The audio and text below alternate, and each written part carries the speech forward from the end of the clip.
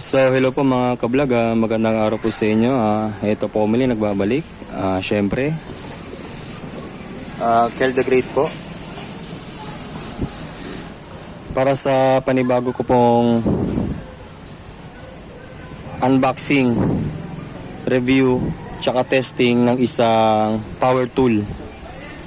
So this time po ang ipepresent ko po ay all about Black Decker 820 watts small angle grinder po. Yan. So ito po mga ka-vlog, Black Decker 820 watts. Yan po angle grinder po. So yan, unboxing ko na mga ka-vlog.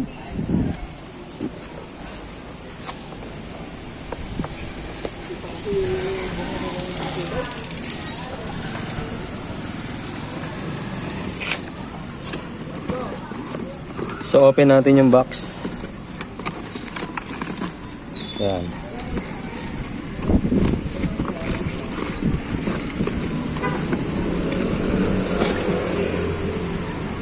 So yan. Buksan na natin yung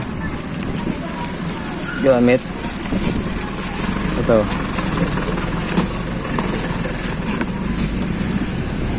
So ito po yung angle grinder po ng Black Decker. Yan. Yan. I-360 check up natin. Yan. Yan. Okay. So check natin yung kanyang specs. Yan po. Yan Black Decker G720 small angle grinder, type B105, 220 to 240 volts, 50/60 Hz, 820 watts, 12,000 yung kanyang RPM, 100 mm yung kanyang size. Okay. Yan po, angle grinder.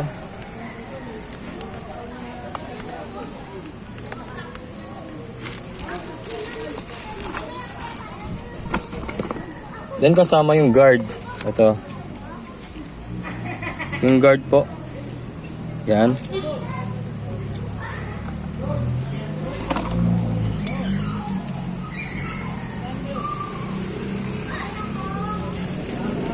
Of course, kasama rito yung handle o yung handle grip. Yan. Ng Black & Decker. Screw type. Kasama yung spanner wrench. Yan. Yung grinder tool. Spanner wrench. Yan.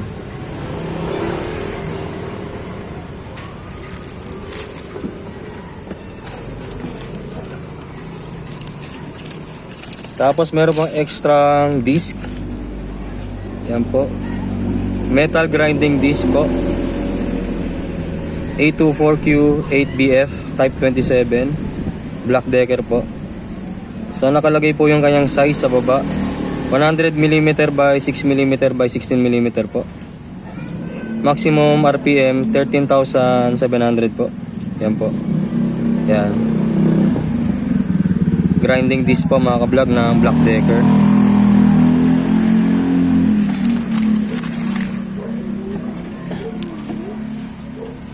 Then kasama yung kanyang owner's manual. Yan. Yan po, owner's manual po ng Black Decker. Yan. Okay. So, naipakita ko na yung tool kasama yung kanyang mga accessory. Na-unbox ko na tsaka na-review ko na. Then, proceed na tayo sa testing. So, para rito, nag-prepare po ako ng adapter para sa plug. Ito. Luwagan ko lang tong kanyang pagkakabuhol dito sa cord. Magte-testing po tayo mga ka-vlog. At the same time, naghanda po ako ng extension wire. Ayan. Ayan po. I-connect natin yung adapter sa plug na to. Ayan. Ayan. Okay.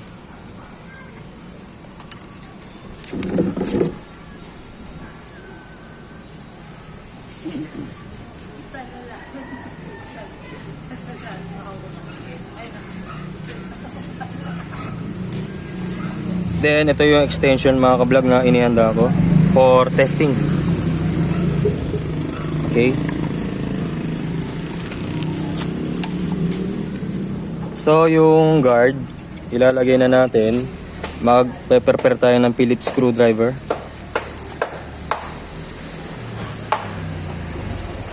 Ito, mga ka-vlog.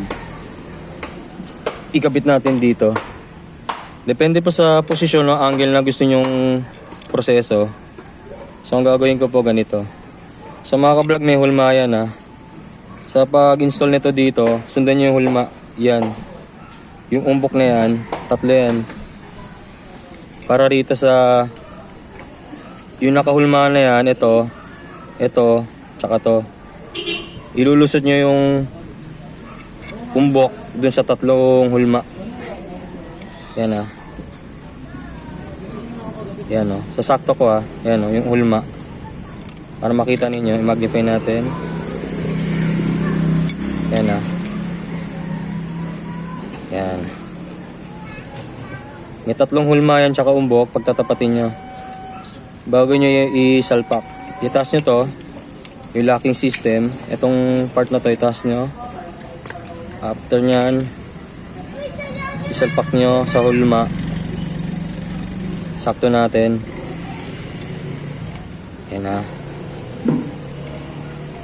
Yan. Sakto nyo lang. Yan. Yan na. Pwede nyo na iikot.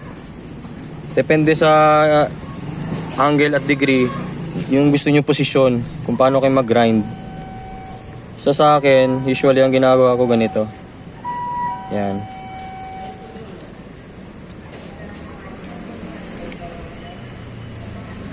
Yan. Yan, ganyan posisyon. Pwede na siguro yan. Tsaka ko ilalak to. Pero higpitan nyo rito pagkatapos. Higpitan nyo muna. Yan. May screw yan mga ka-vlog ah. Yan oh. So gagamitan natin ng Phillips screwdriver. Higpitan natin clockwise o pakanan. Yan. Iikot nyo lang yung screw pakanan. So subukan natin i-lock. Okay. So kulang pa.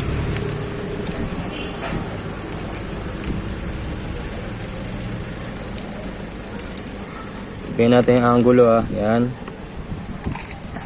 Higpitan pa natin. Yan. Para mapag-testing na tayo. Yan. So i-position ko ng ganyan. So depende na sa inyo. So basta ako ganito. Yan. Ipo-position ko yung guard ng ganito. Ganyang angulo, ganyang pesto. So, subukan natin i-lock. Yan ah. Yan.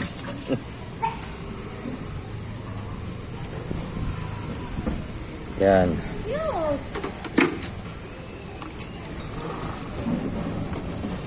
So yan, okay na. So, makikisaksak tayo saglit mga ka-vlog. So kung kulang, dagdagan pa natin. Ano, para mas makita ninyo. Ulitin ko na konti. Sa mga hindi nakasunod, pag di kayo satisfied sa tightening, so i-release nyo yung lock doon. Tapos higpitan nyo ng konti pa tong screw gamit yung Phillips screwdriver ninyo. Kapayin nyo ng maigi. After nyan, proceed to locate dito sa part na to, sa portion na to. Itong part na to, ibaba nyo lang ng ganito.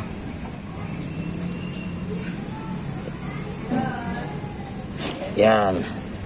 So, well tightened na siya. Maigpit na mga ka-vlog. After nyan, itong portion na to, yung nasa ibabaw, i-release natin pa kaliwa. Then, since grinding disc yung gagamitin natin, ang paglagay niya ganito ganyan po. Hindi po ganyan. Pag nakaharap to, yung facing na yan, mali po yan. Ang tamang pwesto nito, ganito. Yan. After nyan, isunod nyo to.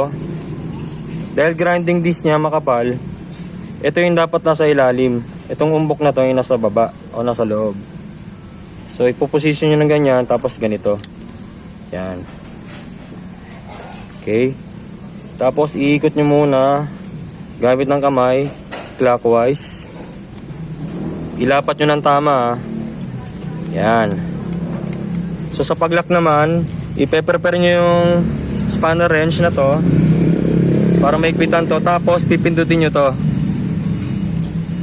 Papakiramdaman nyo, pagka naglalak yung pag-ikot, sa pag-press nitong button na to, itong locking na to, iikot nyo yung spanner wrench. Pindutin nyo to. Yan. Kailangan nakalubog yan. Habang inikpitan to pa kanan, lumulubog pa yung button na yun para humigpit. Gamitan nyo ng spanner wrench. Yan. Iikot nyo pa kanan. Yan. So, nakapress na siya. Nakalubog na mga ka-vlog yung button. Mas lumubog siya. Pagka nakalubog na ng gusto yung button na yun, yung black, ituloy nyo na rito. Gamit ng spanner wrench, ikot nyo pa kanan. Tamang pagigpit lang mga ka-vlog, yung pagigpit clockwise. Yan. Okay. Pag naigpitan na ng tama to, yan, yung mga nakakabit na accessory, i-prepare nyo na yung extension for testing. Tabi muna natin tong ibang parts, itong manual, yung lalagyan at plastic sa box. So pwede rin kayong gumamit ng handle kung gusto nyo. Okay. So subukan ko rito sa depende kung saan angulo. Dito ko ilalagay. Dahil ang pagtirada ko ganito, ito yung nakabungad. Dito ko hahawak. Depende kung left-handed kayo o right-handed. So since ako po ay right-handed, dito ko sa bantang kanan nilalagay itong handle grip. Iikot nyo lang yan pa kanan mga ka-vlog Kamay lang po ang gagamitin. Yan. Yan. Para makita ninyo kung paano mag-install at gumamit ng handle na to. Kaya ipinapakita ko na rin sa video na to, pati yung pagkabit. Yan. Pag medyo maigpit na, huwag nyo itotodo. Yan. So proceed na tayo sa extension. Tapos ipe-prepare ko yung bagay na i-grind ko mga ka-vlog. Standby lang kayo mga ka-vlog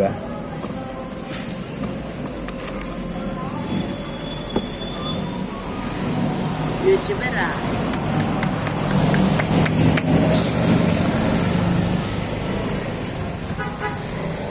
Black taker. Siyempre Let's see. So ito yung extension, isasaksak ko saglit. Yes. Ang gagawin DJ Tom, pwede may isaksak? Okay lang. Ba, YouTuber talaga to si Kuya Migo. Tingnan mo yung cellphone.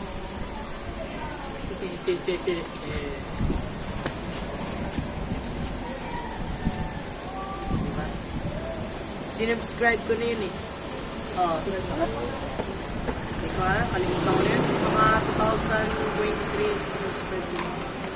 Tagal na yun sabihin ko. Di ba Kuya Migo, 2023 yung sinubscribe ko? Yes.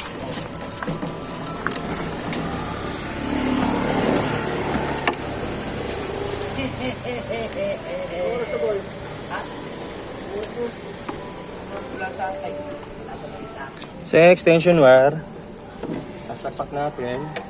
12 na. Ito, ipa-plug ko yung plug ng grinder. Yan. Kaya Kuya Migo, pag yan na, hindi mo ba namin, tignan mo, discrash abot ka dyan.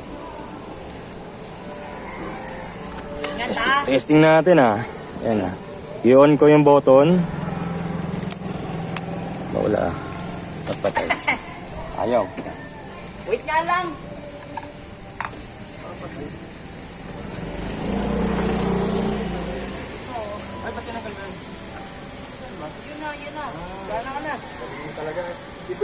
Secure pala yun, ha? Okay na. Nakalimutan yung mabuksan. Oo. Ayan, ha? Tinitin ko muna mga ka-vlog. Kung nag-ooperate po siya, kung nagpo-functioning. Tayin ko muna, ha? Okay. So, i-prepare ko yung i-grind ko mga ka-vlog.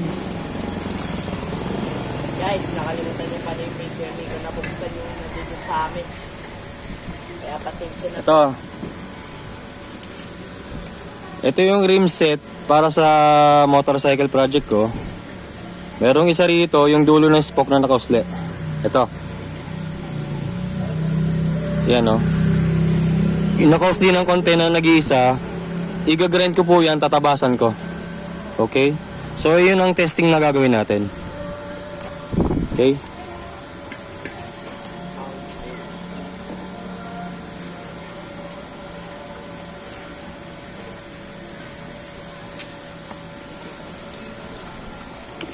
So, ayos ko lang yung angle ng cellphone. Yan.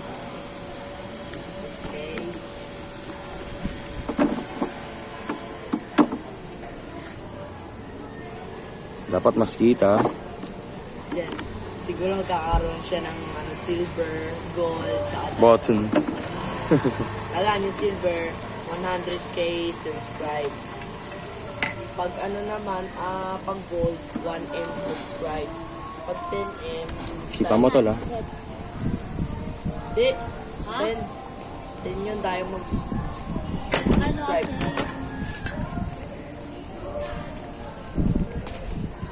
Wala kasi Calvin. So, dapat makita natin at makita nyo sa video na to yung actual grinding. Okay?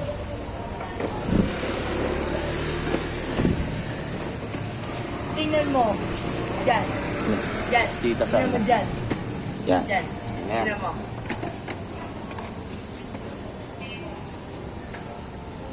Subitin, eh.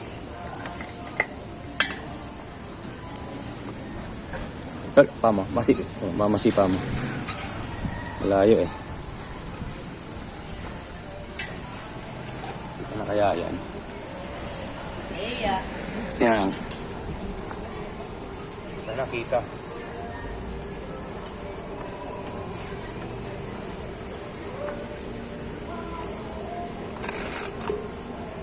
Nahugot kaya?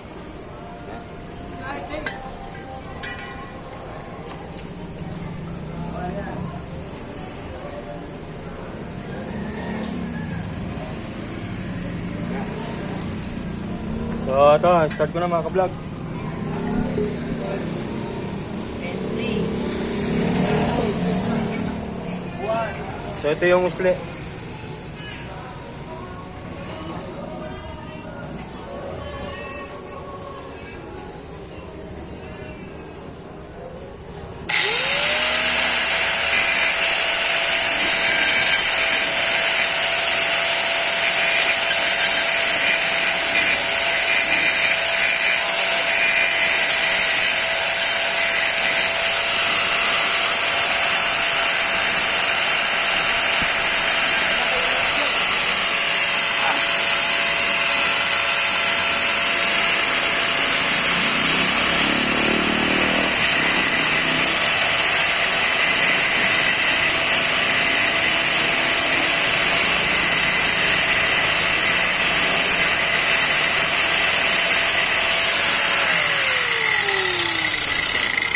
Congrats.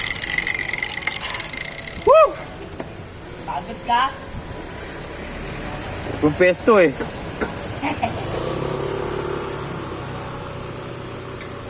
Jolly Billy.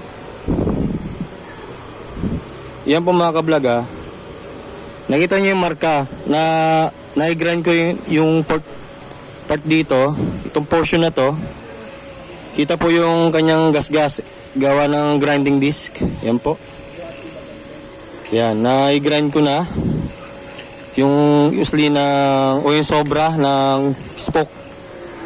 So yan po, isang testing na naipakita ko sa tutorial na to. Okay?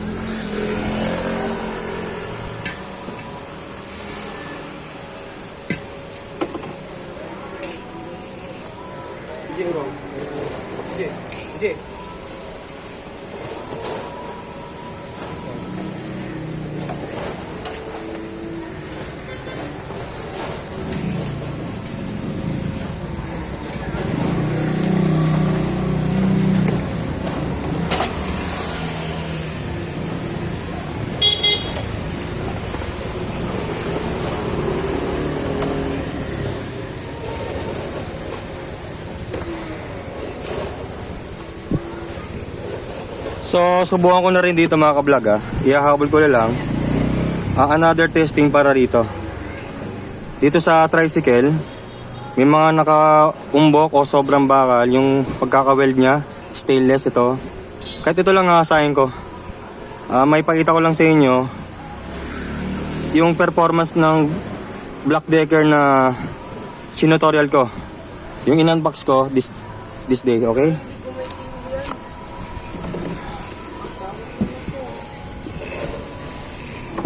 So tatapat ko lang yung camera doon sa part na yun.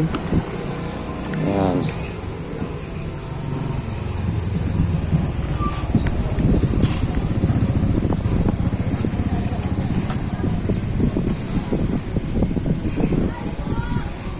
Okay.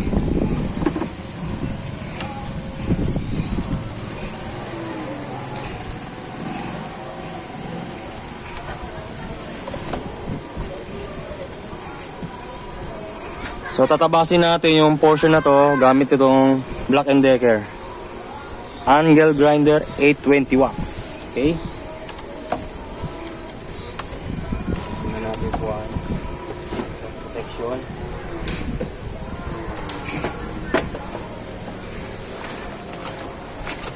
I-cover natin kasi matalskan ng bobot.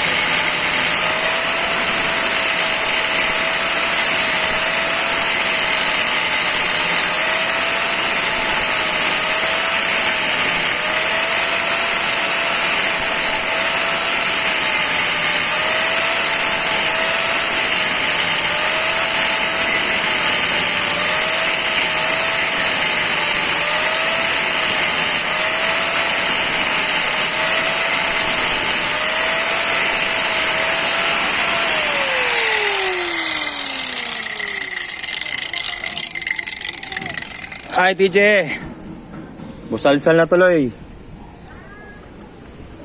So let's check mga ka-vlog. Yan. So ano yung ginarinder ko? Ito. So kung makapansin nyo, wala na halos yung umbok. Yung sobra rito kanina na tinuro ko, na-grind ko na siya. So ipa-flatten na lang to. Ilan lang gagawin natin para di makatusok sa mga paserong sasakay. Okay. So yan po mga ka-vlog, tapos na po yung aking tutorial para sa araw na to. Okay. So sa mga nanood, maraming salamat po. I hope na meron kayong nakuha ang tips at may natutunan kayo sa mga ganito. Sa mga hindi pa nakapag-grind o hindi pa sanay sa ganitong gawain o activity, at least I hope na may makukuha kayong tip tsaka natuto kayo. So again, thank you at huwag niyong kalilimutan na makapag-subscribe muli sa aking channel kay Dragate po mga ka-vlog. Proceed to YouTube, search your favorite YouTube channel po, Kyle the Great po. Ihanapin niyo lang sa aking YouTube. Then huwag niyong kalilimutan na mag-subscribe. Yung subscribe button, i-click nyo lang. Then yung notification bell, i-click nyo rin para sa updates tsaka new notification, okay?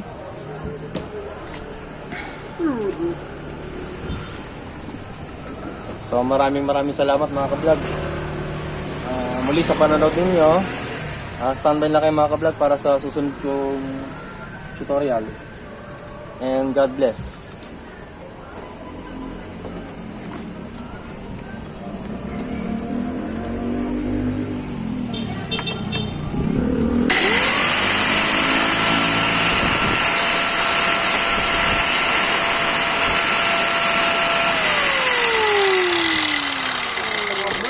Ano po?